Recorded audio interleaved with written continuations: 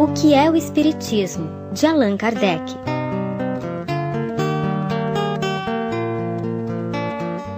Preâmbulo. As pessoas que não têm do Espiritismo senão um conhecimento superficial são naturalmente levadas a fazer certas indagações, as quais um estudo completo lhes daria sem dúvida a solução. Mas o tempo e frequentemente a vontade lhes faltam para se consagrarem às observações continuadas. Quereriam, antes do empreender essa tarefa, saber ao menos do que se trata e se vale a pena dela se ocuparem. Pareceu-nos útil, pois, apresentarem um quadro restrito a resposta a algumas das questões fundamentais que nos são diariamente dirigidas. Isso será para o leitor uma primeira iniciação, e para nós, tempo ganho pela dispensa de repetir constantemente a mesma coisa. O primeiro capítulo contém, sob a forma de diálogos, respostas às objeções mais comuns da parte daqueles que ignoram os primeiros fundamentos da doutrina, assim como a refutação dos principais argumentos dos seus opositores. Essa forma nos pareceu mais conveniente, porque não tem a aridez da forma dogmática. O segundo capítulo é consagrado à exposição sumária das partes da ciência prática e experimental, sobre as quais, na falta de uma instrução completa, o observador novato deve dirigir sua atenção para julgar com conhecimento de causa. É de alguma forma o resumo de O Livro dos Médiuns. As objeções nascem, o mais frequentemente, de ideias falsas que são feitas, a priori, sobre o que não se conhece. Corrigir essas ideias é antecipar-se às objeções. Tal é o objeto deste pequeno escrito. O terceiro capítulo pode ser considerado como resumo de O Livro dos Espíritos. É a solução, pela doutrina espírita, de um certo número de problemas do mais alto interesse de ordem psicológica, moral e filosófica que são colocados diariamente e aos quais nenhuma filosofia deu ainda soluções satisfatórias. Que se procure resolvê-los por outra teoria e sem a chave que nos oferece o Espiritismo, e ver-se-á que elas são as respostas mais lógicas e que melhor satisfazem a razão.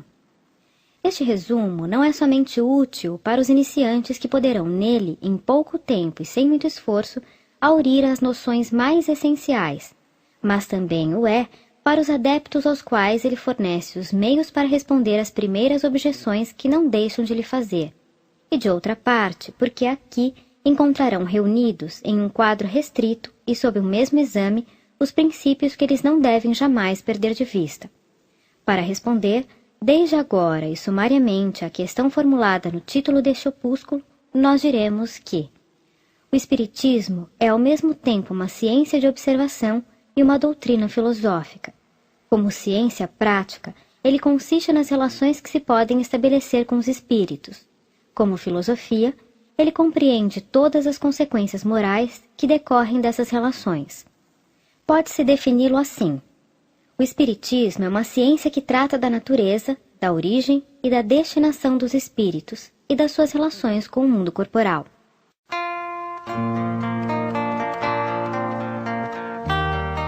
Capítulo 1. Pequena Conferência Espírita. Primeiro Diálogo. O Crítico.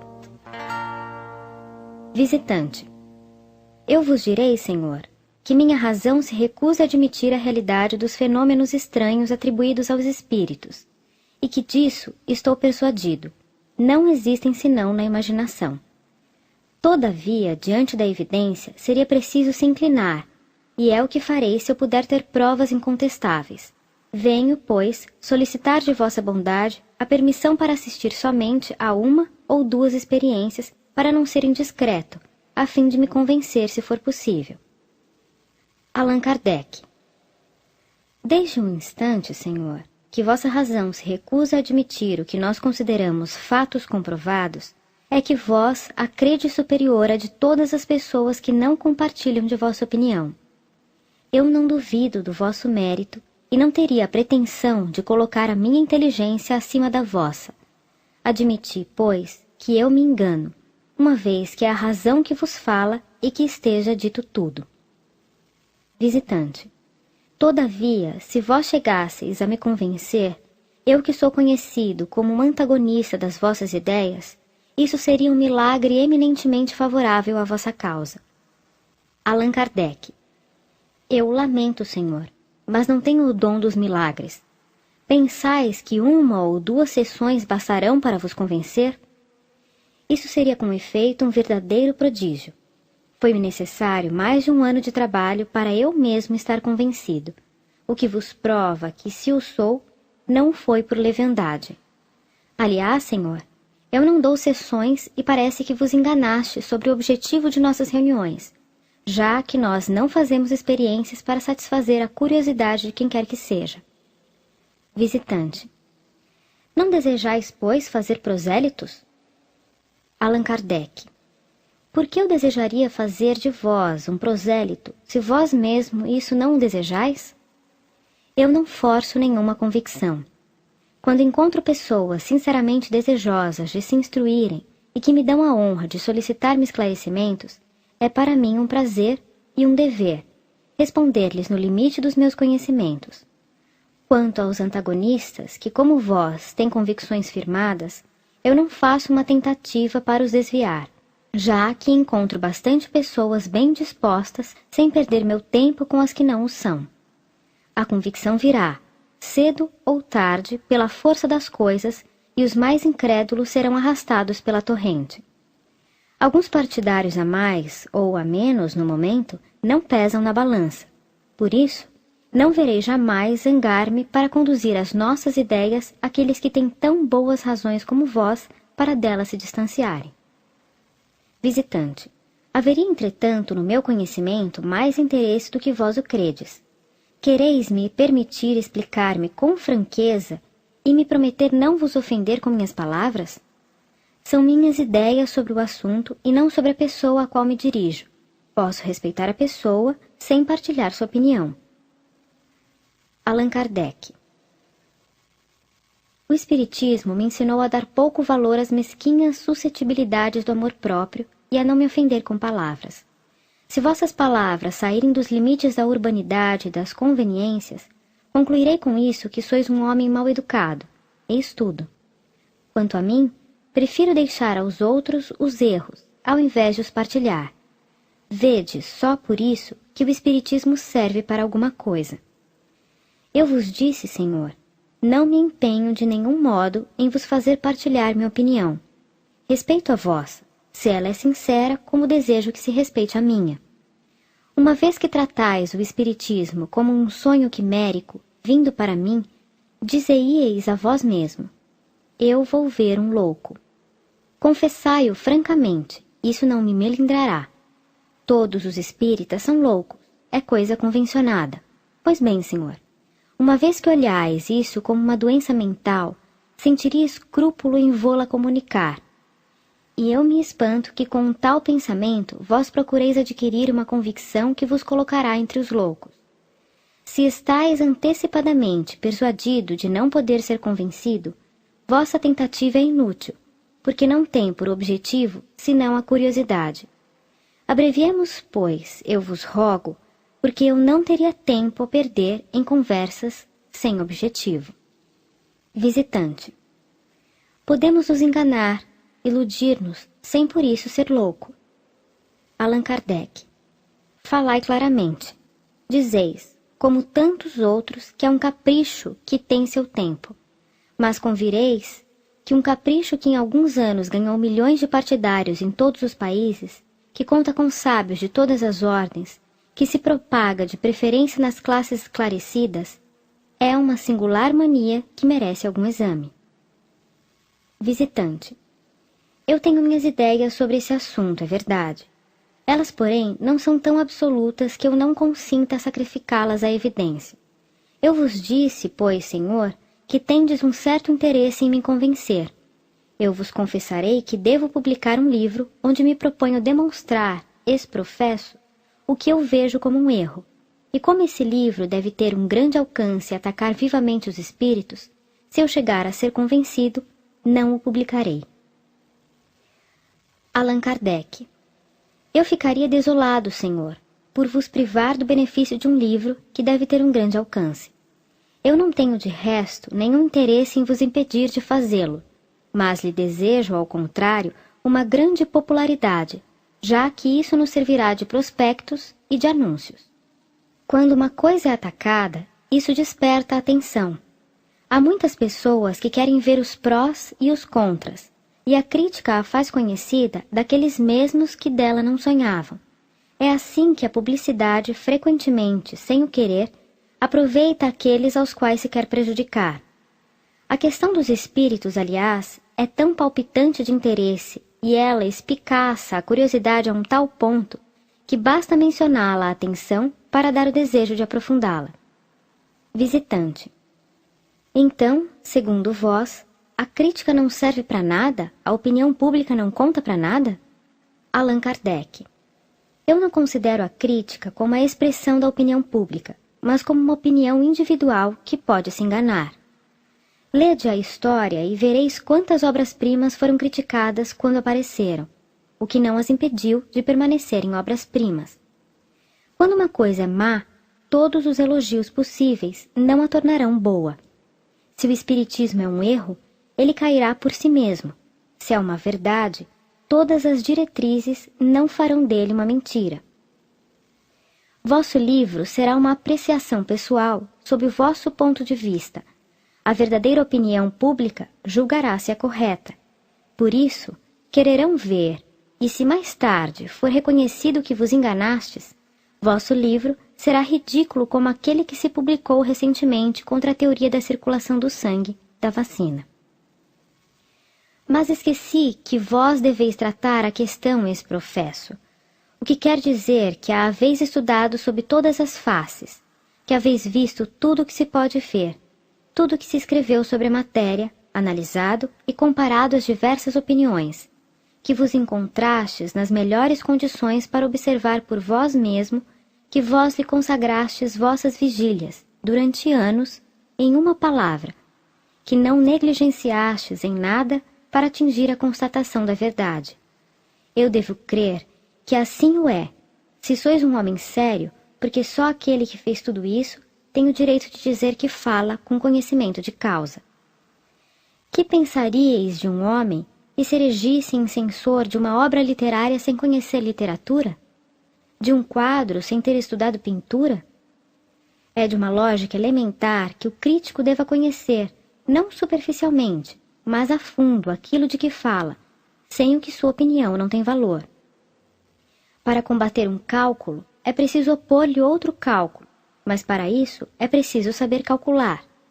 O crítico não deve se limitar a dizer que tal coisa é boa ou má. É preciso que ele justifique sua opinião por uma demonstração clara e categórica, baseada sobre os próprios princípios da arte ou da ciência. Como poderá fazê-lo se ignora esses princípios? Poderíeis apreciar as qualidades ou os defeitos de uma máquina se vós não conheceis a mecânica? Não. Pois bem, vosso julgamento sobre o espiritismo, que não conheceis, não teria mais valor do que o que faríeis sobre essa máquina. Seríeis a cada instante preso em flagrante delito de ignorância, porque aqueles que o estudaram verão consequentemente que estáis fora da questão, de onde se concluirá ou que não sois um homem sério, ou que não sois de boa fé. Em um e outro caso, vos exporeis a receber desmentidos pouco lisonjeiros para vosso amor próprio. Visitante. É precisamente para evitar esse escolho que vim vos pedir permissão para assistir a algumas experiências. Allan Kardec. E pensais que isso vos bastaria para falar do espiritismo ex-professo? Mas como poderíeis compreender essas experiências e com mais forte razão julgá-las, se não haveis estudado os princípios que lhes servem de base? Como poderíeis apreciar o resultado satisfatório ou não de experiências metalúrgicas, por exemplo, se não conheceis a fundo a metalurgia? Permite-me dizer-vos, Senhor, que vosso projeto é absolutamente como se não sabendo nem matemática, nem astronomia, fosseis dizer a um desses senhores do observatório: Senhor, eu quero escrever um livro sobre astronomia, e além disso provar que vosso sistema é falso. Mas como disso eu não sei nem a primeira palavra, deixai-me olhar uma ou duas vezes através de vossas lunetas. Isso me bastará para conhecê-la tanto quanto vós. Não é senão por extensão que a palavra criticar é sinônimo de censurar. Em seu significado próprio e segundo sua etimologia, ela significa julgar, apreciar. A crítica pode, pois, ser aproveitada ou desaproveitada. Fazer crítica de um livro não é necessariamente condená-lo. Aquele que empreende essa tarefa deve fazê-la sem ideias preconcebidas. Mas, se antes de abrir o livro já o condenou em seu pensamento, seu exame não pode ser imparcial. Tal é o caso da maioria daqueles que têm falado do Espiritismo. Apenas sobre o nome formaram uma opinião e fizeram como um juiz que pronunciou uma sentença sem se dar ao trabalho de examinar o processo. Disso resultou que seu julgamento ficou sem razão e, ao invés de persuadir, provocou riso. Quanto àqueles que estudaram seriamente a questão, a maioria mudou de opinião, e mais de um adversário dela tornou-se partidário, quando viu que se tratava de coisa diversa daquela em que ele acreditava. Visitante. Falais do exame dos livros em geral. Credes que seja materialmente possível a um jornalista ler e estudar todos os que lhe passam pelas mãos, sobretudo quando se trata de teorias novas que lhe seria preciso aprofundar e verificar? Igualmente, exigirias de um impressor que lesse todas as obras que saem das suas impressoras. Allan Kardec. A um raciocínio tão judioso, eu não tenho nada a responder, senão que quando não se tem tempo de fazer conscientemente uma coisa, não se deve envolver-se com ela, e que é melhor não fazer, senão uma coisa bem, do que fazer 10 mal. Visitante. Não creais, Senhor, que minha opinião esteja formada levianamente. Eu vi mesas girarem e baterem, pessoas que estavam supostamente escrevendo sob a influência de espíritos, mas eu estou convencido de que havia charlatanismo. Allan Kardec. Quanto pagastes para ver isso? Visitante. Nada, seguramente. Allan Kardec. Então, eis charlatães de uma espécie singular e que vão reabilitar a palavra. Até o presente não se viu ainda charlatães desinteressados. Se algum brincalhão maldoso quis se divertir uma vez por acaso, segue-se que as outras pessoas sejam cúmplices da fraude? Aliás, com que objetivo se tornariam cúmplices de uma mistificação? Para divertir a sociedade, direis. Eu aceito que uma vez alguém se preste a um gracejo.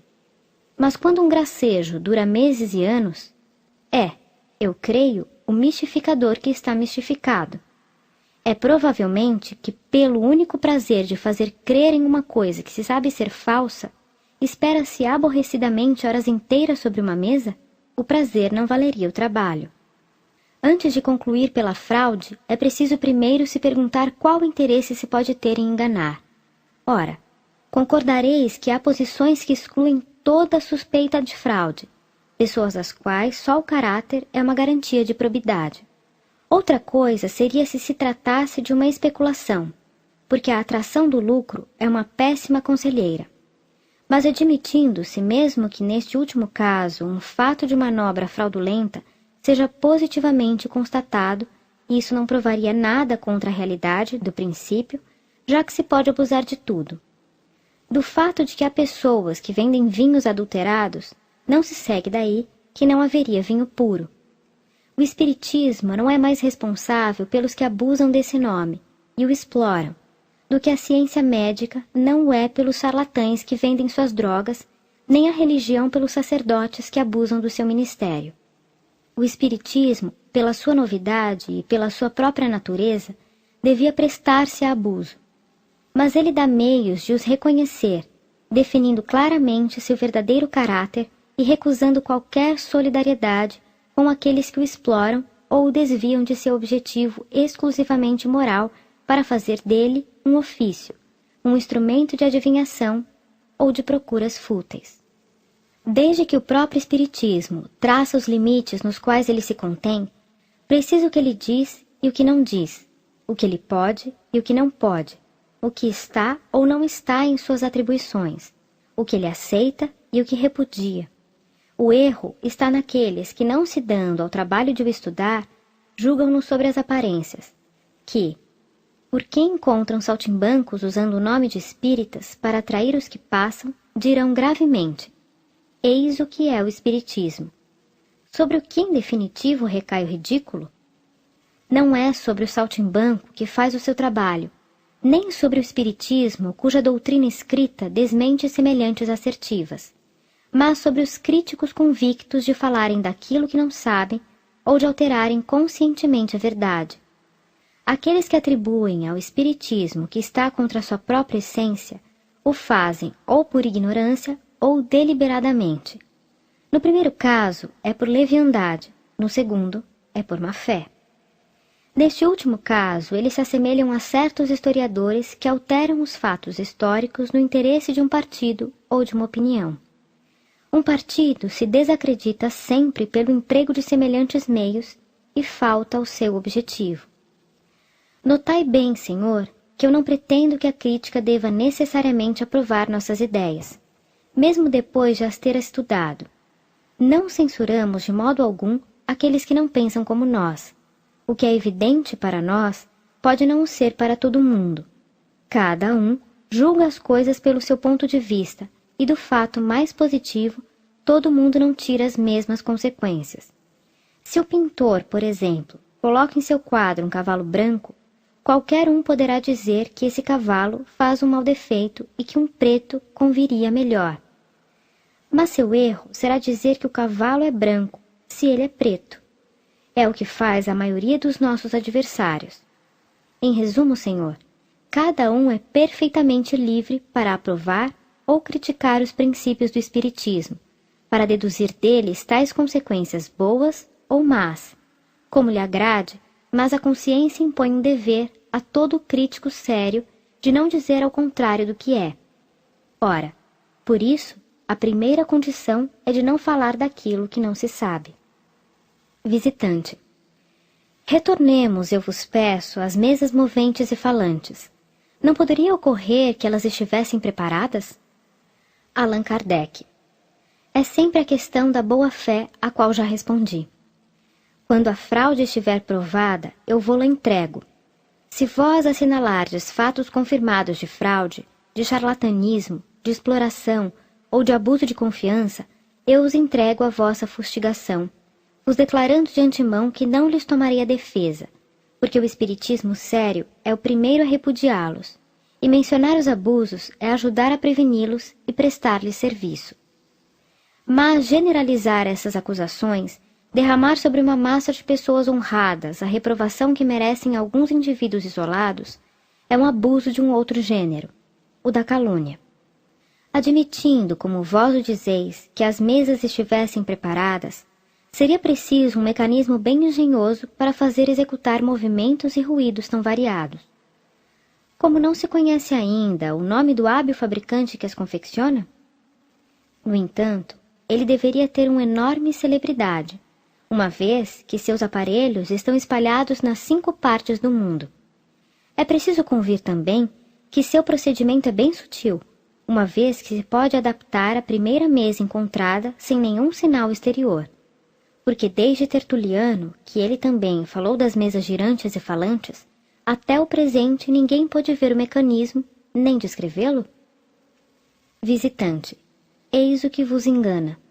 Um célebre cirurgião reconheceu que certas pessoas podem, pela contração de um músculo da perna, produzir um ruído parecido com o que vós atribuís à mesa, de onde ele conclui que vossos médiuns se divertem às custas da credulidade. Allan Kardec. Então, se é um estalido do músculo, não é a mesa que está preparada, uma vez que cada um explica essa pretendida fraude à sua maneira. Isso é prova a mais evidente de que nem uns, nem outros conhecem a verdadeira causa. Eu respeito a ciência desse sábio cirurgião, somente que surgem algumas dificuldades na aplicação dos fatos que lhe assinala as mesas falantes. A primeira, que é singular que essa faculdade, até o presente excepcional e olhada como um caso patológico, tenha de repente se tornado tão comum. A segunda, que é preciso ter um bem robusta vontade de mistificar para fazer estalar seu músculo durante 2 ou 3 horas seguidas, quando isso não produz nada além da fadiga e da dor. A terceira é que não entendo como esse músculo se corresponde com as portas e paredes nas quais as pancadas se fazem ouvir. A quarta, enfim, que é preciso a esse músculo estalante uma propriedade bem maravilhosa para fazer mover uma pesada mesa, levantá-la, abri-la, fechá-la, mantê-la suspensa sem ponto de apoio e, finalmente, quebrá-la na queda. Não se desconfiava que esse músculo tivesse tanta virtude. O célebre cirurgião do qual falaste estudou o fenômeno da tiptologia naqueles que o produzem? Não. Ele constatou um efeito fisiológico anormal entre alguns indivíduos que jamais se ocuparam com as mesas batedoras, tendo uma certa analogia com aquele que se produz nas mesas, e sem um exame mais amplo, concluiu com toda a autoridade da sua ciência que todos aqueles que fazem as mesas falarem devem ter a propriedade de fazer estalar seu músculo curto peroneiro, o que não são, senão, enganadores, sejam eles príncipes ou operários, façam-se pagar ou não. Ao menos estudou o fenômeno da tiptologia em todas as suas fases? Verificou-se com a ajuda desse estalido muscular poder-se-ia produzir todos os efeitos tiptológicos? Nada mais, sem isso, estaria convencido da insuficiência do seu processo, o que não impediu de proclamar sua descoberta em pleno instituto. Não há aqui, para um sábio, um julgamento bem sério? O que restou dele hoje? Eu vos confesso que se tivesse que sofrer uma intervenção cirúrgica, hesitaria muito em me confiar a esse profissional, porque temeria que ele não julgasse meu mal com mais perspicácia. Uma vez que esse julgamento é de uma das autoridades sobre as quais pareceis dever vos apoiar para abrir uma brecha no espiritismo, isso me tranquiliza completamente sobre a força dos outros argumentos que apresentareis, se vós não os tomardes de fontes mais autênticas. Visitante. Todavia, vedes que a moda das mesas girantes já passou. Durante um tempo foi um furor, hoje dela não se ocupam mais. Por que isso, se é uma coisa séria? Allan Kardec. Porque das mesas girantes saiu uma coisa mais séria ainda. Dela saiu toda uma ciência, toda uma doutrina filosófica, muito mais interessante para os homens que refletem. Quando estes não tinham mais nada para aprender, vendo rodar uma mesa, dela não se ocuparam mais. Para as pessoas fúteis que não se aprofundam em nada, era um passatempo, um brinquedo e o tiveram bastante. Essas pessoas não são consideradas em ciência. O período de curiosidade teve seu tempo, o da observação lhe sucedeu. O espiritismo, então, entrou para o domínio das pessoas sérias, que não se divertem com ele, mas que se instruem. Também as pessoas que fazem dele uma coisa séria não se prestam para nenhuma experiência de curiosidade, e menos ainda para aqueles que nela viriam com pensamentos hostis. Como elas próprias não se divertem, não procuram divertir os outros. E eu sou desse número. Visitante. Não há, todavia, senão a experiência para convencer, mesmo não tendo no início, senão um objetivo de curiosidade. Se vós não operais senão em presença de pessoas convencidas, permite-me dizer-vos que pregais aos convertidos. Allan Kardec. Uma coisa é estar convencido, outra é estar disposto a se convencer. É a estes últimos que eu me dirijo, e não àqueles que creem humilhar sua razão vindo escutar aquilo que chamam de fantasia. Com estes, eu me preocupo o menos possível. Quanto àqueles que dizem ter o desejo sincero de se esclarecer, a melhor maneira de o provar é mostrando perseverança. Se os conhece por outros sinais além do desejo de ver uma ou duas experiências, estes querem trabalhar seriamente. A convicção não se forma senão com o tempo, por uma contínua observação feita com um cuidado particular. Os fenômenos espíritas diferem essencialmente daqueles que se apresentam nas ciências exatas. Eles não se produzem à vontade. É preciso compreendê-los quando ocorrem. É vendo-os muito e por longo tempo que se descobre uma multidão de provas que escapam ao primeiro olhar, sobretudo quando não se está familiarizado com as condições nas quais eles podem se produzir, e ainda mais quando se leva um espírito de prevenção. Para o observador assíduo e refletido, as provas são bastante. Para ele, uma palavra, um fato aparentemente insignificante, pode ser um sinal de luz, uma confirmação. Para o observador superficial e de passagem, para o simples curioso, elas nada são. Eis porque eu não me presto para experiência sem resultado provável. Visitante. Mas, enfim, é preciso um começo para tudo. O iniciante, que é uma tábula rasa, que não viu nada, mas que quer se esclarecer, como pode fazê-lo se vós, para isso, não lhe dais os meios? Allan Kardec. Eu faço uma grande diferença entre o incrédulo por ignorância e o incrédulo sistemático. Quando vejo em alguém disposições favoráveis, nada me custa esclarecê-lo. Mas há pessoas em que o desejo de se instruir não é senão uma aparência. Com estes, perde-se tempo, porque se eles não encontram imediatamente o que têm o ar de procurar, e que talvez os descontentariam encontrar, o pouco que vem é insuficiente para destruir suas prevenções. É inútil lhes fornecer a oportunidade, porque elas a julgam mal e a fazem objeto de zombaria.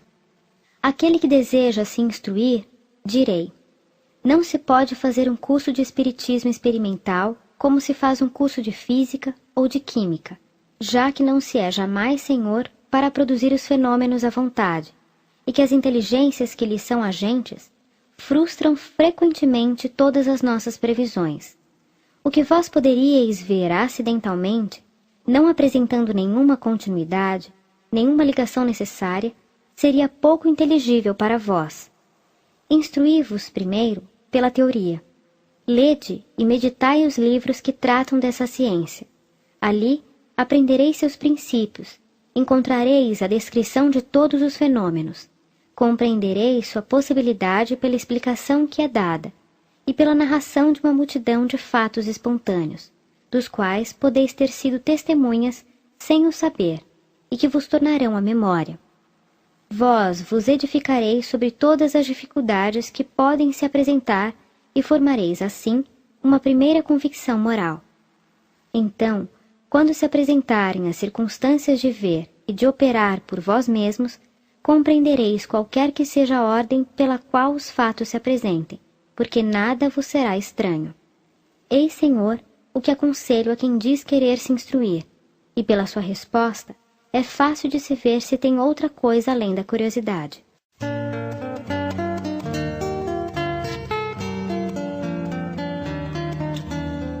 Segundo diálogo. O cético. Visitante. Eu compreendo, Senhor, a utilidade do estudo prévio do qual acabais de falar. Como predisposição pessoal, não sou nem pró nem contra o espiritismo, mas o assunto por si mesmo excita ao mais alto grau meu interesse. No círculo dos meus conhecimentos se encontram partidários, mas também adversários. Ouvi a esse respeito argumentos muito contraditórios. Eu me proporia submeter-vos algumas das objeções que foram feitas em minha presença e que me parecem ter um certo valor, pelo menos para mim que confesso minha ignorância. Allan Kardec. Ser-me-á um prazer, Senhor, responder às questões que se queira me endereçar, quando elas são feitas com sinceridade e sem prevenção, sem me iludir, entretanto, de poder resolvê-las todas. O Espiritismo é uma ciência que acaba de nascer e na qual há ainda muito a aprender. Seria, pois, muito presunçoso, pretendendo tirar todas as dificuldades. Eu não posso dizer senão daquilo que sei. O Espiritismo toca em todos os ramos da filosofia, da metafísica, da psicologia e da moral. É um campo imenso, que não se pode percorrer em algumas horas. Ora, compreendeis, Senhor, que me seria materialmente impossível repetir de viva voz e a cada um em particular tudo o que escrevi sobre esse assunto para uso geral. Em uma séria leitura prévia, encontrar-se-á, aliás, a resposta à maioria das perguntas que vêm naturalmente ao pensamento. Ela tem a dupla vantagem de evitar as repetições inúteis e de provar um desejo sério de se instruir. Se depois disso ainda restarem dúvida ou pontos obscuros, a sua explicação torna-se mais fácil, porque se apoia sobre alguma coisa e não se perde tempo em retornar sobre os princípios mais elementares. Se o permitirdes, nós nos limitaremos, pois até nova ordem há algumas questões gerais. Visitante.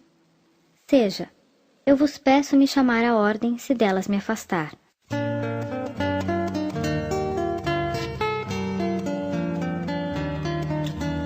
Espiritismo e espiritualismo.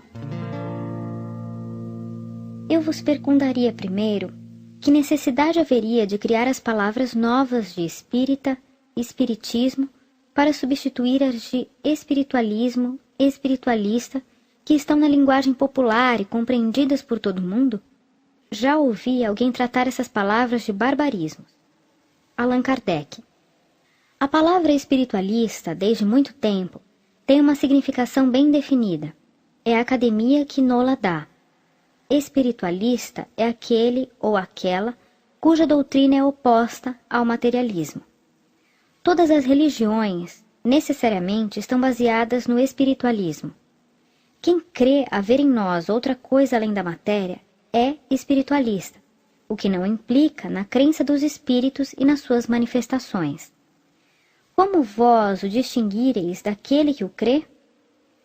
Precisar-se-ia, pois, empregar uma perífrase e dizer: é um espiritualista que crê ou não crê nos espíritos. Para as coisas novas, é preciso palavras novas, se se quer evitar equívocos. Se eu tivesse dado à minha revista a qualificação de espiritualista, não lhe teria de modo algum especificado o objeto, porque sem faltar ao meu título, poderia não dizer uma palavra sobre os espíritos e mesmo combatê-los. Eu li, há algum tempo, em um jornal, a propósito de uma obra filosófica, um artigo onde se dizia que o autor o havia escrito sob o ponto de vista espiritualista. Ora, os partidários dos espíritos ficariam singularmente desapontados se, na confiança dessa indicação, tivessem acreditado nela e encontrar a menor concordância com suas ideias. Portanto, se adotei as palavras espírita e espiritismo, é porque elas exprimem sem equívoco as ideias relativas aos espíritos. Todo espírita é necessariamente espiritualista, sem que todos os espiritualistas sejam espíritas. Fossem os espíritos uma quimera, e seria ainda útil existir em termos especiais para aquilo que lhes concerne, porque são necessárias palavras para as ideias falsas como para as ideias verdadeiras. Essas palavras não são, aliás, mais bárbaras que todas aquelas que as ciências, as artes e a indústria criam cada dia. Elas não o são, seguramente, mais que as que Cal imaginou para a sua nomenclatura das faculdades, tais como sécrevité, amativité, combativité, alimentivité, affectionivité. Há pessoas que, por espírito de contradição, criticam tudo que não provém delas e desejam aparentar oposição. Aqueles que levantam tão miseráveis contestações capciosas não provam senão uma coisa: a pequenez de suas ideias. Prender-se a semelhantes bagatelas é provar que se tem pouco de boas razões. Espiritualismo, espiritualista, são as palavras inglesas empregadas nos Estados Unidos desde o início das manifestações. Delas se serviu primeiro por algum tempo na França, mas desde que apareceram as palavras espírita e espiritismo, compreendeu-se tão bem sua utilidade que foram imediatamente aceitas pelo público. Hoje o uso delas é de tal modo consagrado que os próprios adversários, os que primeiro as apregoaram de barbarismo, não empregam outras. Os sermões e as pastorais que fulminam contra o espiritismo e os espíritas não poderiam, sem confundir as ideias, lançar anátema sobre o espiritualismo e os espiritualistas. Bárbaras ou não, essas palavras doravante passaram para a linguagem popular e em todas as línguas da Europa. Só elas são empregadas em todas as publicações, pró ou contra, feitas em todos os países. Elas formaram o sustentáculo da nomenclatura da nova ciência. Para exprimir os fenômenos especiais dessa ciência, foram precisos termos especiais. O espiritismo tem, de hoje em diante, sua nomenclatura como a química tem a sua. As palavras espiritualismo e espiritualista, aplicadas às manifestações dos espíritos, não são mais empregadas hoje, senão pelos adeptos da escola dita americana.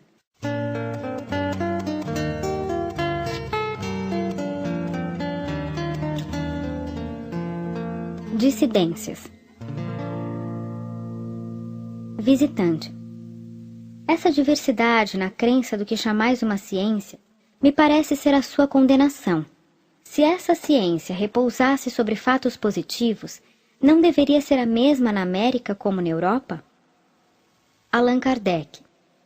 A isso eu responderei primeiro que essa diferença está mais na forma que no fundo.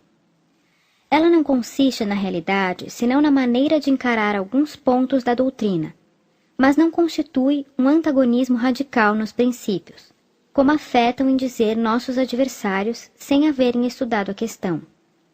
Mas dizei-me qual é a ciência que em seu início não suscitou dissidências até que seus princípios estivessem claramente estabelecidos?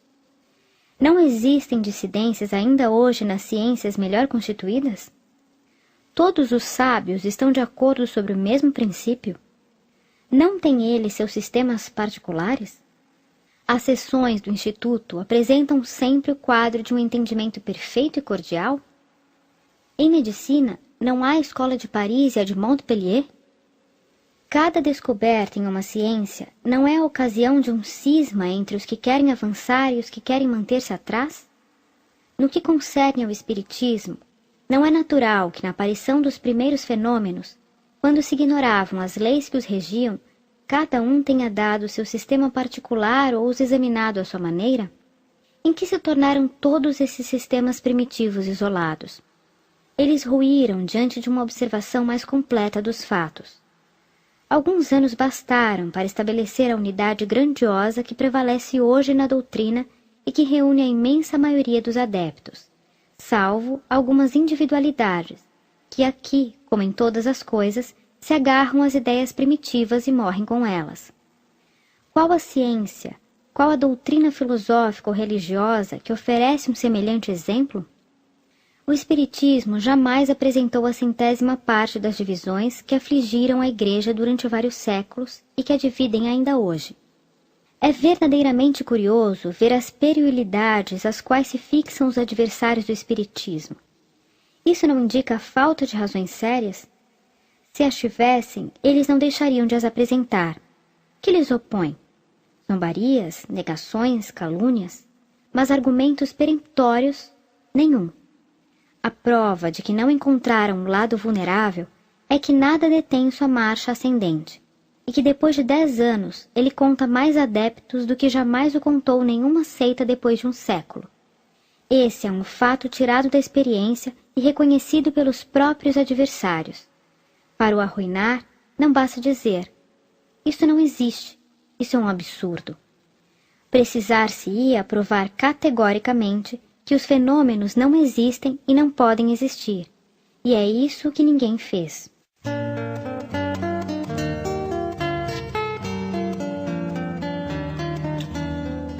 Fenômenos espíritas simulados. Visitante. Não se provou que fora do espiritismo poder-se-ia produzir esses mesmos fenômenos? Pode-se concluir daí que eles não têm a origem que lhe atribuem os espíritas. Allan Kardec.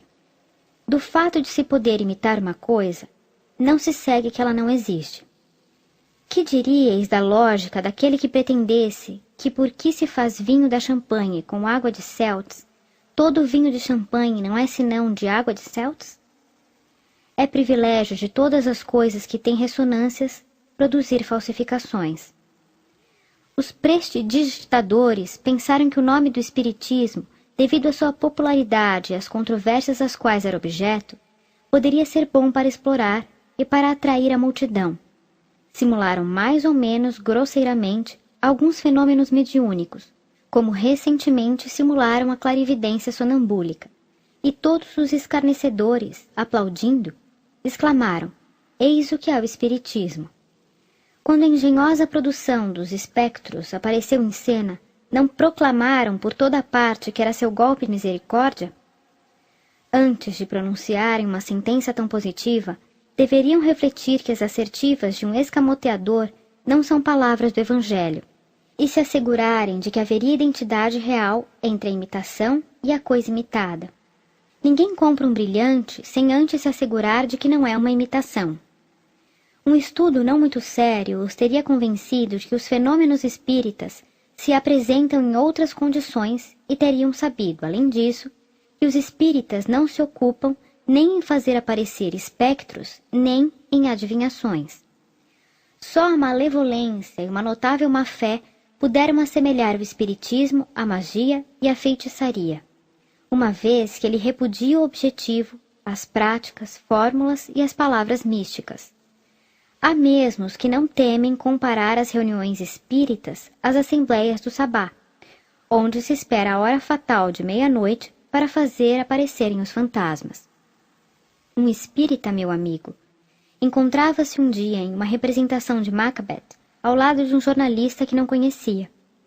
Quando chegou à cena das feitiçarias, ele ouviu este último dizer ao seu vizinho: "Olha, vamos assistir a uma sessão de espiritismo.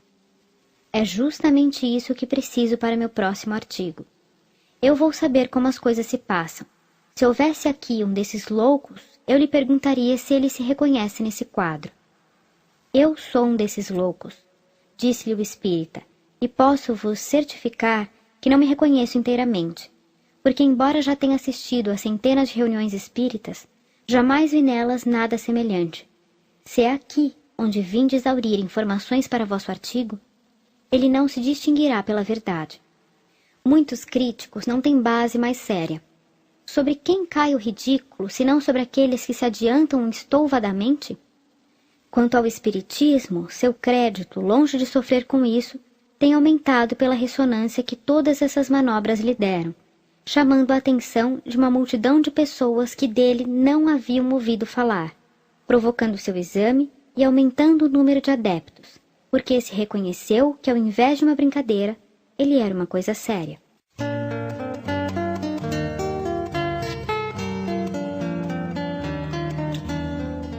Impotência dos detratores. Visitante. Eu concordo que entre os detratores do espiritismo há pessoas inconsequentes, como esta de que acabais de falar, mas ao lado destas não há homens de um valor real e cuja opinião é de um certo peso? Allan Kardec. Eu não o contesto de modo algum. A isso respondo que o espiritismo conta também em suas fileiras com um bom número de homens de um valor não menos real. Eu digo mais, que a imensa maioria dos espíritas se compõe de homens inteligentes e estudiosos. Só a má-fé poder dizer que eles são recrutados entre os incautos e os ignorantes. Um fato peremptório responde, aliás, a essa objeção. É que, malgrado seu saber ou sua posição oficial, ninguém conseguiu deter a marcha do espiritismo. Todavia, não há entre eles um só, desde o mais medíocre folhetinista, que não esteja se vangloriando de lhe vibrar o golpe mortal. Todos, sem exceção, ajudaram sem o querer a vulgarizá-lo.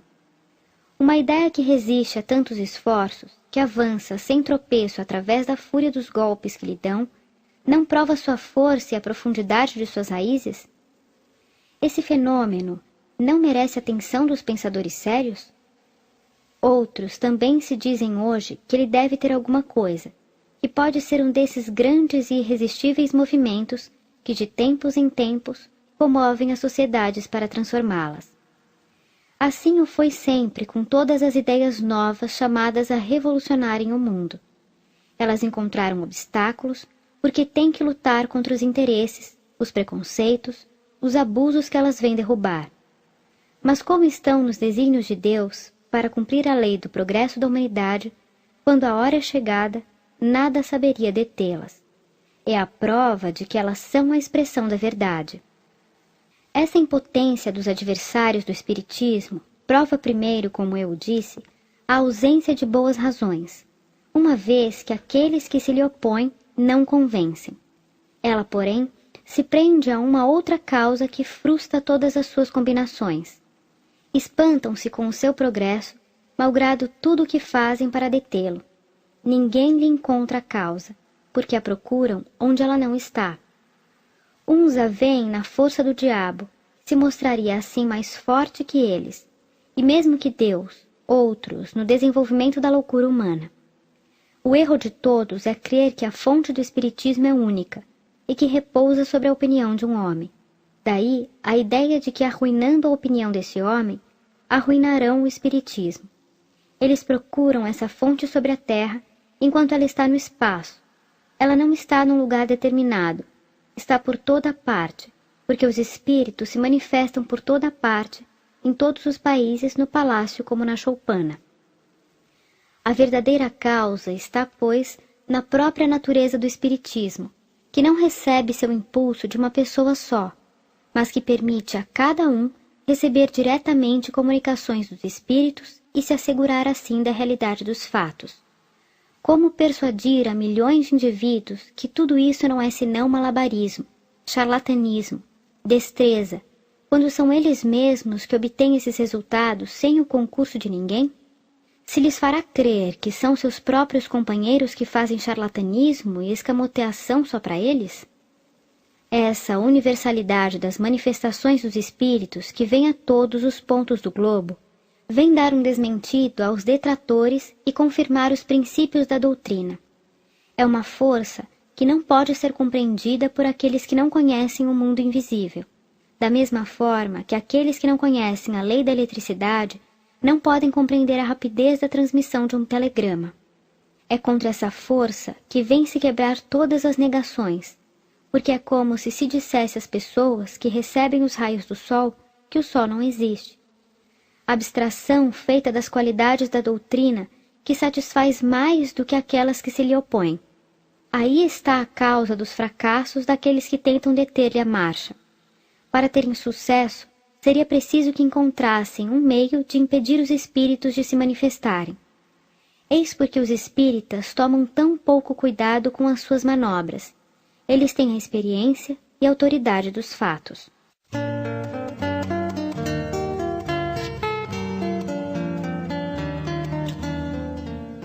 O maravilhoso e o sobrenatural. Visitante.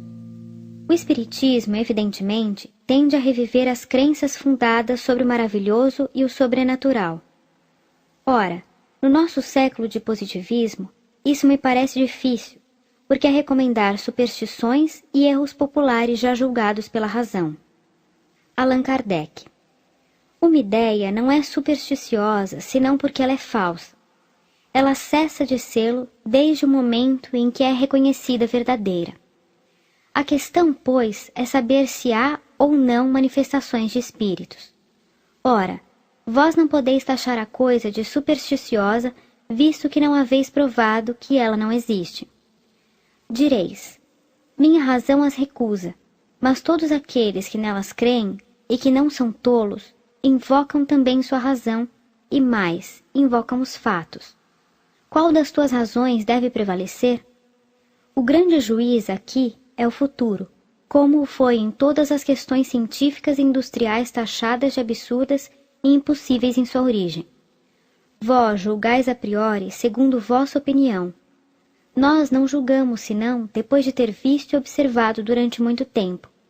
Acrescentamos que o espiritismo esclarecido como o é hoje, tende, ao contrário, a destruir as ideias supersticiosas porque ele mostra aquilo que há de verdadeiro e de falso nas crenças populares, e tudo aquilo que a ignorância e os preconceitos nela introduziram de absurdo. Eu vou mais longe e digo que é precisamente o positivismo do século que faz aceitar o espiritismo e a ele é que deve sua rápida propagação, e não como alguns o pretendem, a uma recrudescência do amor, ao maravilhoso e ao sobrenatural. O sobrenatural desaparece diante da luz da ciência, da filosofia e da razão, como os deuses do paganismo desapareceram diante da luz do cristianismo. O sobrenatural é o que está fora das leis da natureza. O positivismo não admite nada fora dessas leis, mas as conhece todas? Em todos os tempos, os fenômenos cuja causa era desconhecida foram reputados sobrenaturais. Cada nova lei descoberta pela ciência recuou os limites do sobrenatural. Pois bem, O Espiritismo vem revelar uma lei segundo a qual a conversação com o espírito de um morto repousa sobre uma lei tão natural como aquela que permite à eletricidade estabelecer contato entre dois indivíduos a 500 léguas de distância, e assim todos os outros fenômenos espíritas. O Espiritismo repudia, no que lhe concerne, todo efeito maravilhoso, quer dizer, fora das leis da natureza. Ele não faz nem milagres, nem prodígios, mas explica, em virtude de uma lei, certos efeitos reputados até hoje como milagres e prodígios, e por isso mesmo demonstra sua possibilidade. Amplia assim o domínio da ciência, e é nisso que ele próprio é uma ciência. Mas a descoberta dessa nova lei, ocasionando consequências morais, a codificação dessas consequências faz dele uma doutrina filosófica. Neste último ponto de vista, ele responde às aspirações do homem, no que diz respeito ao futuro, sobre bases positivas e racionais, e é por isso que ele convém ao espírito positivista do século. É o que vós compreendereis quando vos derdes ao trabalho de estudá-lo.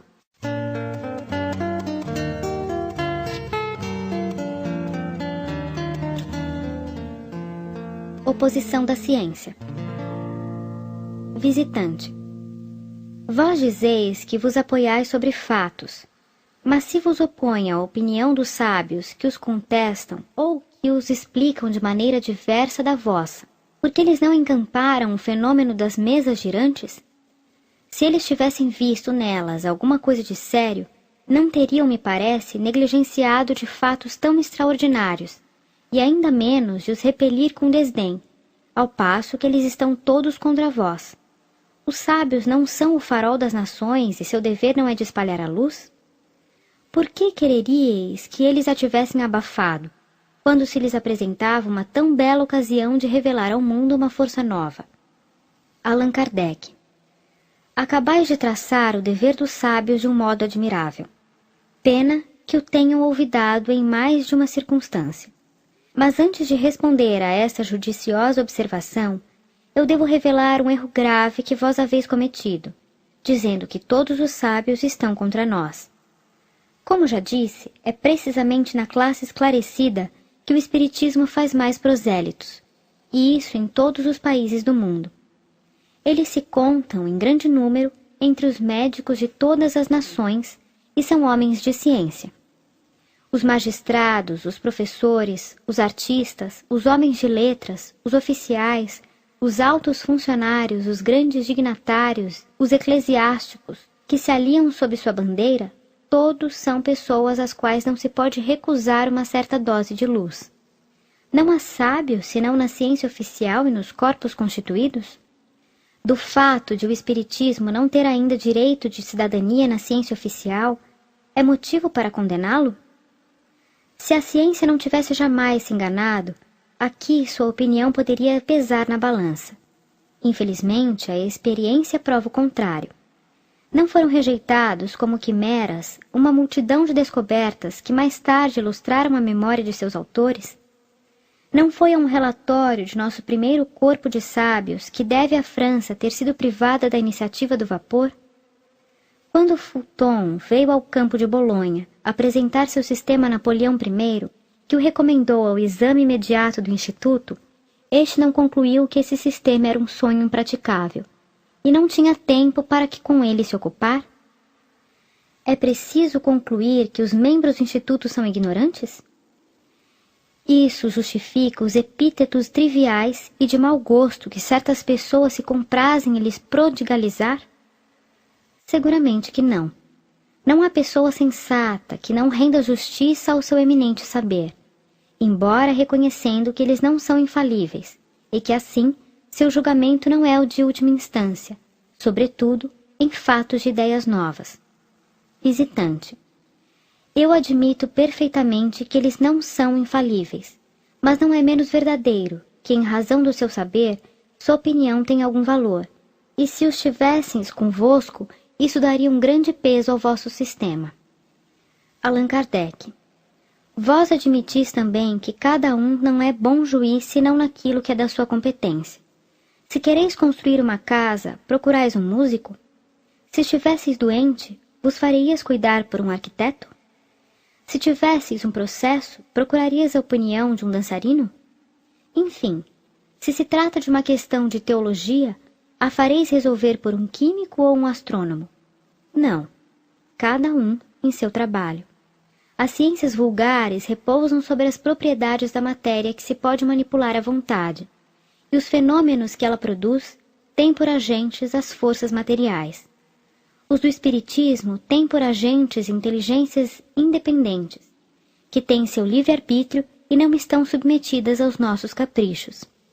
Eles escapam, assim, aos nossos procedimentos de laboratório e aos nossos cálculos, e desde então não são mais da alçada da ciência propriamente dita. A ciência, pois, enganou-se quando quis experimentar os espíritos como uma pilha voltaica. Ela fracassou, e assim deveria sê-lo porque usou uma analogia que não existe. Depois, sem ir mais longe, ela concluiu pela negativa. Julgamento temerário que o tempo se encarrega todos os dias de reformar como reformou muitos outros, e aqueles que o tiveram pronunciado passarão pela vergonha de se inscreverem, muito levianamente, por falsearem contra o poder infinito do Criador. As corporações científicas não têm, e não terão jamais, que se pronunciar sobre a questão. Ela não é mais da sua alçada que há de decretar se Deus existe ou não. Portanto, é um erro fazer dela juízes. O Espiritismo é uma questão de crença pessoal que não pode depender do voto de uma assembleia, porque esse voto, mesmo favorável, não pode forçar as convicções. Quando a opinião pública estiver formada a esse respeito, os sábios, como indivíduos, a aceitarão e suportarão a força das coisas. Deixai passar uma geração, e com ela, preconceitos do amor próprio em que se obstina, e vereis que ocorrerá com o Espiritismo como ocorreu com tantas outras verdades antes combatidas e que agora seria ridículo pô-las em dúvidas. Hoje são aos crentes que se chama de loucos. Amanhã serão todos os que não creiam. Da mesma forma como se chamou de loucos outrora aqueles que criam que a terra girava. Mas todos os sábios não julgaram da mesma forma, e por sábios eu entendo os homens de estudo e de ciência, com ou sem título oficial. Muitos fizeram o seguinte raciocínio: não há efeito sem causa, e os mais vulgares efeitos podem conduzir ao caminho dos maiores problemas. Se Newton tivesse desprezado a queda de uma maçã, se Galvani tivesse menosprezado sua criada, tratando-a de louca e visionária, quando ela lhe falou das rãs que dançavam no prato, talvez estivessem ainda por serem descobertas a admirável lei da gravitação universal e as fecundas propriedades da pilha. O fenômeno que se designa sob nome burlesco de dança das mesas não é mais ridículo que o da dança das rãs, e talvez encerre também um desses segredos que revolucionam a humanidade quando se tem sua chave. Disseram ainda, por outro lado, uma vez que tantas pessoas deles se ocupam, uma vez que homens sérios deles fizeram um estudo, é preciso que haja aí alguma coisa. Uma ilusão, se se quer, não pode ter caráter de generalidade. Ela pode seduzir um círculo, uma comunidade, mas não o mundo todo. Guardemo-nos, pois, de negar a possibilidade do que não compreendemos sob pena de receber, cedo ou tarde, um desmentido que não fará o elogio da nossa perspicácia. Visitante. Muito bem. Eis um sábio que raciocina com sabedoria e prudência, e sem ser sábio, penso como ele. Mas anotai que não afirma nada, ele duvida. Ora, sobre o que basear a crença na existência dos espíritos e, sobretudo, na possibilidade de comunicação com eles? Allan Kardec. Essa crença se apoia sobre o raciocínio e sobre os fatos. Eu mesmo não a adotei senão depois de um maduro exame. Tendo adquirido nos estudos das ciências exatas o hábito das coisas positivas, eu sondei, perscrutei essa nova ciência em seus detalhes mais ocultos. Eu quis conhecer tudo, porque não aceito uma ideia senão quando lhe conheço o porquê e o como. Eis o raciocínio que me fez um sábio médico, outrora incrédulo e hoje adepto fervoroso. Disse que os seres invisíveis se comunicam. E por que não? Antes da invenção do microscópio, supunha-se a existência desses bilhões de animálculos que causam tantos prejuízos na economia? Onde está a impossibilidade material de que haja no espaço seres que escapam aos nossos sentidos? Teríamos por acaso a ridícula pretensão de tudo saber e de dizer a Deus que Ele nada mais nos pode ensinar? Se esses seres invisíveis que nos cercam são inteligentes, por que não se comunicariam conosco? Se eles estão em relação com os homens, devem desempenhar um papel na vida, nos acontecimentos. Quem sabe? Pode ser uma das forças da natureza, uma dessas forças ocultas que não supunhamos existir. Que novo horizonte isso abriria ao pensamento, que vasto campo de observação! A descoberta do mundo dos seres invisíveis seria diversa da dos infinitamente pequenos. Isso seria mais que uma descoberta, seria uma revolução nas ideias. Que luz pode dela jorrar? Quantas coisas misteriosas seriam explicadas? Aqueles que creem nisso são ridicularizados. Mas o que isso prova? Não ocorreu o mesmo com todas as grandes descobertas? Cristóvão Colombo não foi repelido, coberto de desgostos e tratado como insensato? Essas ideias, disse, são tão estranhas que nelas não se pode crer. Mas aquele que tivesse dito há somente meio século que em alguns minutos poder-se-ia corresponder de uma parte a outra do mundo, que em algumas horas atravessar-se-ia a França, que com o vapor de um pouco de água fervente um navio avançaria contra o vento, que se tiraria da água os meios de se iluminar e aquecer, que tivesse proposto iluminar toda Paris em um instante com um só reservatório de uma substância invisível, teria sido caçoado. É, pois, uma coisa mais prodigiosa que o espaço seja povoado por seres pensantes, que depois de terem vivido sobre a terra, deixaram seus envoltórios materiais? Não se encontra nesse fato a explicação de uma multidão de crenças que remontam à mais alta antiguidade? Semelhantes coisas bem que valem a pena serem aprofundadas. Eis as reflexões de um sábio, mas de um sábio sem pretensão, e que também o são de uma multidão de homens esclarecidos que viram, não superficialmente, com prevenção, e estudaram seriamente sem tomarem partido, mas que tiveram a modéstia de não dizer: eu não compreendo, portanto isso não é verdade. Sua convicção formou-se pela observação e pelo raciocínio. Se essas ideias fossem quiméricas, pensais que todos esses homens de elite as teriam adotado? Que tivessem estado muito tempo vítima de uma ilusão? Não há, pois, impossibilidade material a existência de seres invisíveis para nós e povoando o espaço. E só essa consideração deveria levar a uma maior circunspecção. Há pouco tempo, quem poderia pensar que uma gota de água límpida poderia encerrar milhares de seres de uma pequenez que confunde nossa imaginação? Ora, eu digo que era mais difícil à razão conceber seres de uma tal pequenez, providos de todos os nossos órgãos e funcionando como nós, que admitir aqueles que nós nomeamos espíritos. Visitante. Sem dúvida, mas do fato de uma coisa ser possível, não se segue que ela exista. Allan Kardec. De acordo, mas convireis que já é uma grande coisa desde que ela não é impossível, porque não tem nada que repugne a razão.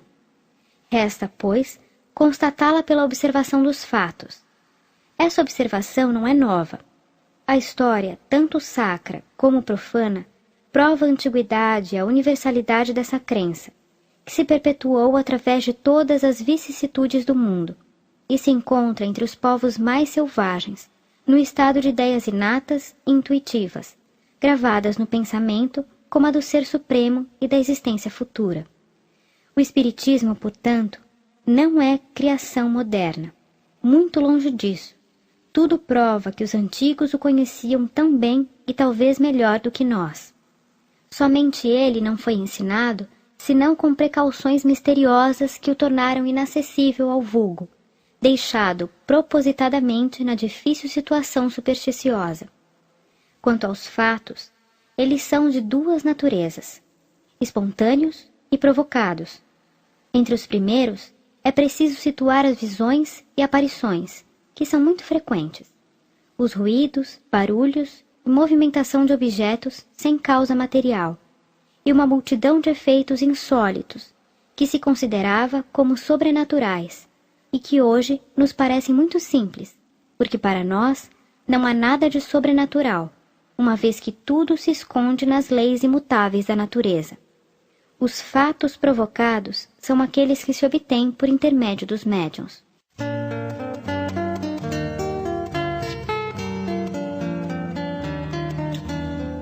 Falsas explicações dos fenômenos. Alucinação, fluido magnético, reflexo do pensamento, superexcitação cerebral, estado sonambúlico dos médiuns. Visitante. É contra os fenômenos provocados que se exerce, sobretudo, a crítica. Coloquemos de lado toda suposição de charlatanismo e admitamos uma inteira boa-fé. Não se poderia pensar que eles próprios são joguetes de uma alucinação? Allan Kardec. Não é do meu conhecimento que se tenha ainda explicado claramente o mecanismo da alucinação. Tal como é entendida, é todavia um efeito muito singular e digno de estudo. Como, pois, aqueles que através dela pretendem explicar os fenômenos espíritas não podem explicitar sua explicação? Aliás, há fatos que escapam a essa hipótese. Quando uma mesa ou um outro objeto se move, se eleva ou bate, quando ela passeia à vontade num quarto sem o contato de alguém, quando ela se desprende do solo e se sustém no espaço, sem ponto de apoio, enfim, quando ela se quebra caindo, certamente isso não é uma alucinação. Supondo-se que o médium, por um efeito de sua imaginação, creia ver o que não existe, é provável que todo um grupo esteja tomado da mesma vertigem? Que se repita por todos os lados em todos os países? A alucinação, nesse caso, seria mais prodigiosa que o fato. Visitante. Admitindo-se a realidade do fenômeno das mesas girantes e batedoras, não é mais racional atribuí-lo à ação de um fluido qualquer, o fluido magnético, por exemplo? Allan Kardec. Tal foi o primeiro pensamento e eu o tive como tantos outros. Se os efeitos tivessem se limitado aos efeitos materiais, ninguém duvida que poder-se-ia explicar assim. Mas quando esses movimentos e golpes deram provas de inteligência, quando se reconheceu que respondiam ao pensamento com inteira liberdade, tirou-se esta consequência. Se todo efeito tem causa, todo efeito inteligente tem uma causa inteligente. É isso o efeito de um fluido, a menos que se diga que esse fluido é inteligente. Quando vedes o manipulador do telégrafo fazer os sinais que transmitem o pensamento, sabeis bem que não são esses braços de madeira ou de ferro que são inteligentes, mas dizeis que uma inteligência os faz mover. Ocorre o mesmo com a mesa. Há, sim ou não, efeitos inteligentes? Esta é a questão. Aqueles que a contestam são pessoas que não puderam ver tudo e se apressam em concluir segundo suas próprias ideias e sobre uma observação superficial. Visitante. A isso responde-se que se há um efeito inteligente, ele não é outra coisa senão a própria inteligência, seja do médium, seja do interrogante, seja dos assistentes, porque disse a resposta está sempre no pensamento de alguém. Allan Kardec. Isso é ainda um erro, consequente de uma falsa observação. Se aqueles que assim pensam tivessem se dado ao trabalho de estudar o fenômeno em todas as suas fases, teriam a cada passo reconhecido a independência absoluta da inteligência que se manifesta.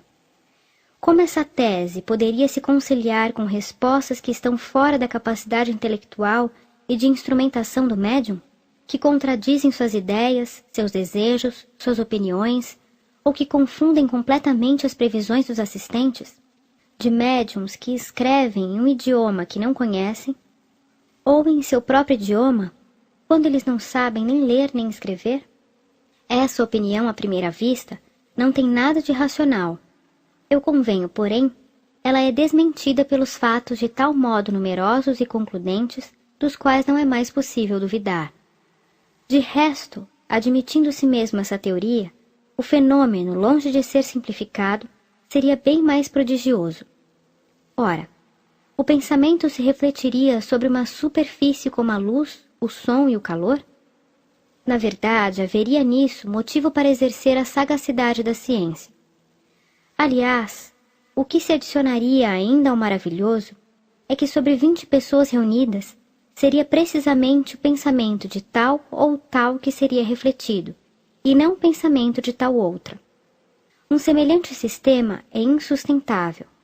É verdadeiramente curioso ver os contraditores se esforçarem em procurar causas 100 vezes mais extraordinárias e difíceis de compreender do que as que se lhes fornece. Visitante. Não se poderia admitir, segundo a opinião de alguns, que o médium está em um estado de crise e goze de uma lucidez que lhe dá uma percepção sonambúlica, uma espécie de dupla vista, que explicaria a extensão momentânea das faculdades intelectuais? Por que, disse, as comunicações obtidas pelo médium não ultrapassam a importância daqueles que se obtêm pelos sonâmbulos? Allan Kardec. É isso ainda um desses sistemas que não suportam um exame aprofundado. O médium não está em crise nem em sono, mas perfeitamente desperto, agindo e pensando como todo mundo, sem nada ter de extraordinário. Certos efeitos particulares puderam dar lugar a esse equívoco, mas qualquer um que não se limite a julgar as coisas por um único aspecto, reconhecerá sem esforço que o médium é dotado de uma faculdade particular que não permite confundi-lo com o sonâmbulo. E a completa independência do seu pensamento é provada por fatos da máxima evidência.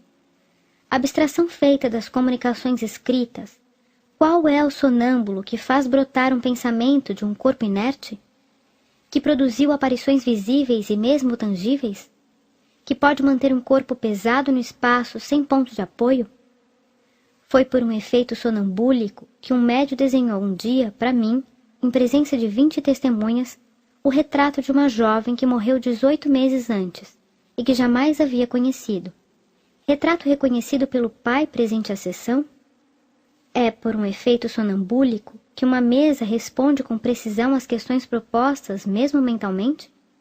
Seguramente, se se admite que o médium esteja em um estado magnético, me parece difícil crer-se que a mesa seja sonâmbula.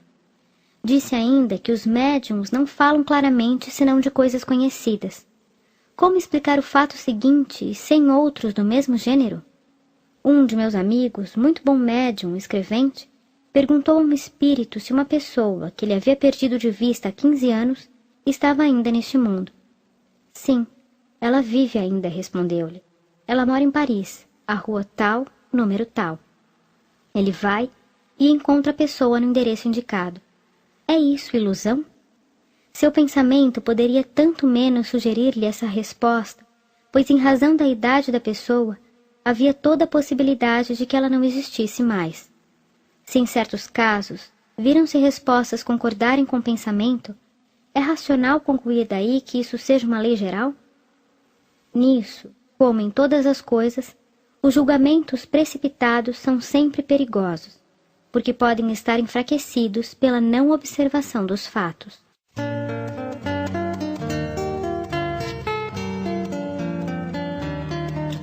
Os incrédulos não podem ver para se convencerem. Visitante.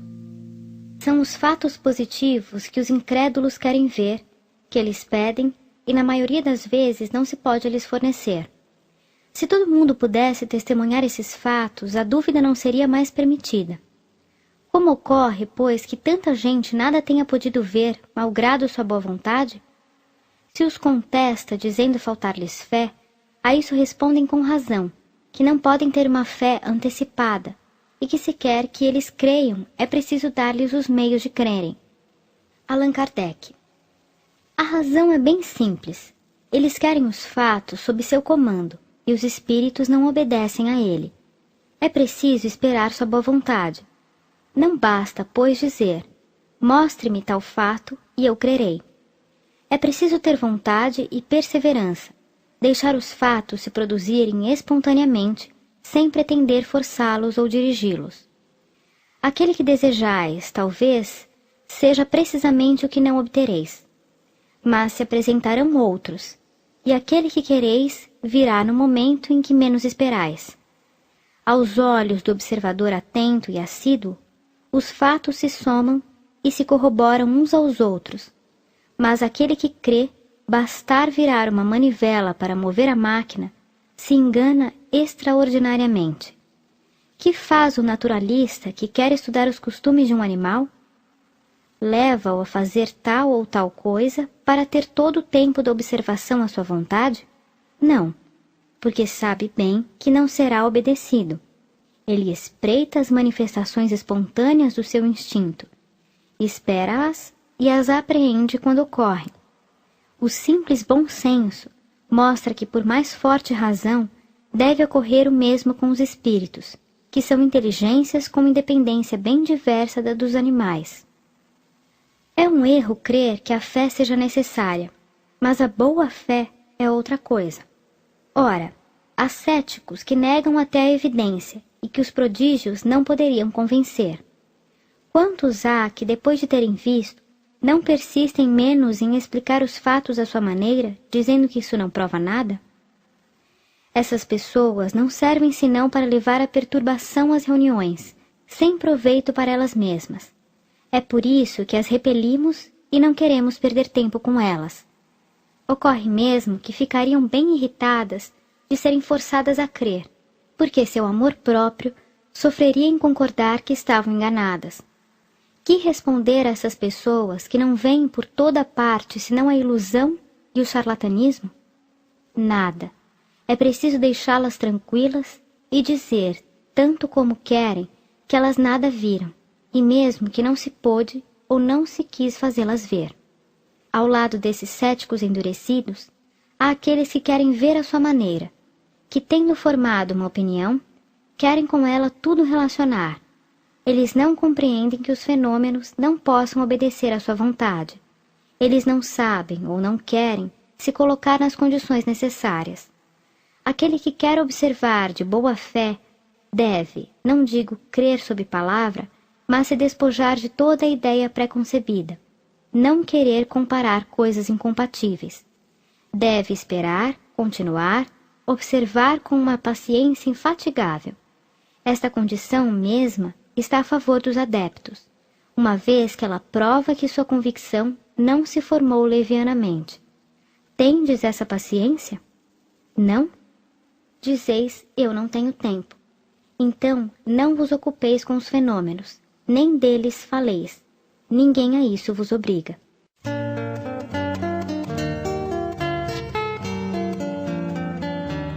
Boa ou má vontade dos espíritos para convencerem.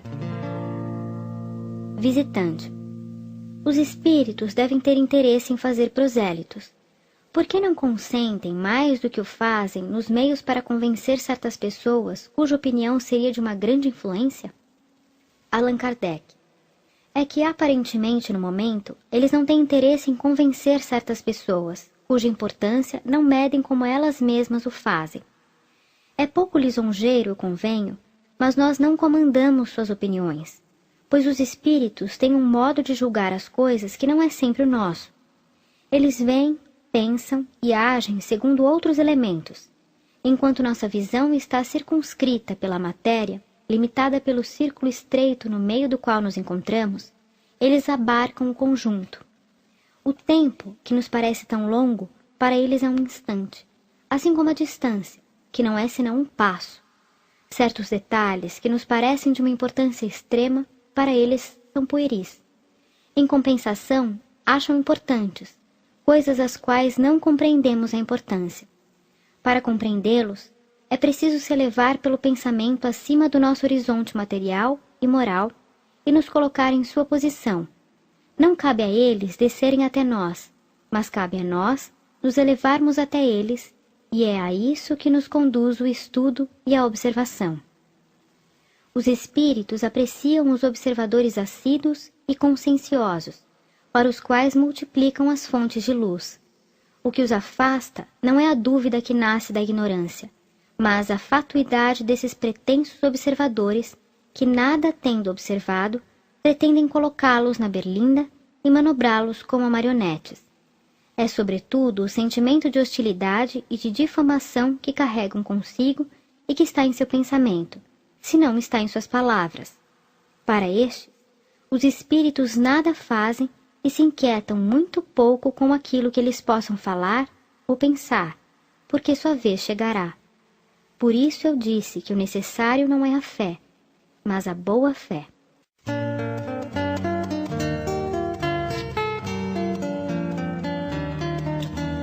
Origem das ideias espíritas modernas. Visitante. Uma coisa que eu desejaria saber, senhor, é o ponto de partida das ideias espíritas modernas. Elas são o resultado de uma revelação espontânea dos espíritos ou o resultado de uma crença anterior à sua existência? Compreendeis a importância da minha pergunta, porque neste último caso poder-se-ia crer que a imaginação não pode ser posta de lado. Allan Kardec. Esta questão, senhor, como disseste, é importante nesse ponto de vista, embora seja difícil admitir-se, supondo-se que essas ideias tenham nascido de uma crença antecipada, que a imaginação tenha podido produzir todos os resultados materiais observados. Com efeito, se o espiritismo estivesse baseado sobre o pensamento pré-concebido da existência dos espíritos, poder-se-ia, com alguma aparência de razão, duvidar da sua realidade, porque se a causa é uma quimera, as próprias consequências devem ser quiméricas, mas as coisas não se passam assim. Anotai primeiro que essa sequência seria completamente ilógica. Os espíritos são causa e não efeito. Quando se vê um efeito, pode-se procurar a sua causa, mas não é natural imaginar uma causa antes de ter visto os efeitos. Não se poderia, pois, conceber o pensamento dos espíritos se não estivessem presentes os efeitos que encontrassem sua explicação provável na existência de seres invisíveis. Pois bem, não foi assim que esse pensamento surgiu. Quer dizer, não foi uma hipótese imaginada para explicar certos fenômenos. A primeira suposição que se fez deles foi de uma causa inteiramente material. Assim, longe de os espíritos terem sido uma ideia pré-concebida, partiu-se do ponto de vista materialista, o qual, sendo incapaz de tudo explicar, a própria observação conduziu à causa espiritual. Eu falo das ideias espíritas modernas, uma vez que nós sabemos ser essa crença tão velha quanto o mundo. Eis aqui a sequência das coisas. Fenômenos espontâneos se produziram, tais os ruídos estranhos, pancadas, movimentos de objetos, etc., sem causa ostensiva conhecida, e esses fenômenos puderam ser reproduzidos sob a influência de certas pessoas. Até aí, nada autorizava procurar a causa além da ação de um fluido magnético ou outro cujas propriedades eram ainda desconhecidas. Mas não se tardou em reconhecer, nesses ruídos e nesses movimentos, um caráter intencional e inteligente, do que se concluiu, como já disse, que se todo efeito tem uma causa, todo efeito inteligente tem uma causa inteligente. Essa inteligência não poderia estar no próprio objeto, porque a matéria não é inteligente. Era o reflexo da inteligência da pessoa ou das pessoas presentes. Assim se pensou primeiro, como eu disse igualmente. Só a experiência poderia se pronunciar, e a experiência demonstrou, por provas irrecusáveis, em muitas circunstâncias, a completa independência dessa inteligência. Ela estava, pois, fora do objeto e fora da pessoa. Quem era ela? Foi ela mesma quem respondeu, declarando pertencer à ordem de seres incorpóreos, designados sob o nome de espíritos. A ideia dos espíritos, pois, não pré-existiu nem foi mesmo consecutiva.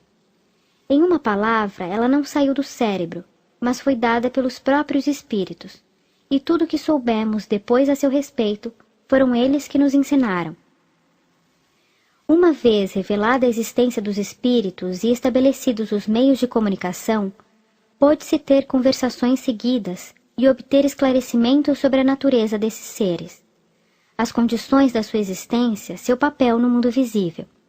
Se pudesse interrogar assim os seres do mundo dos infinitamente pequenos, que coisas curiosas não se aprenderia sobre eles.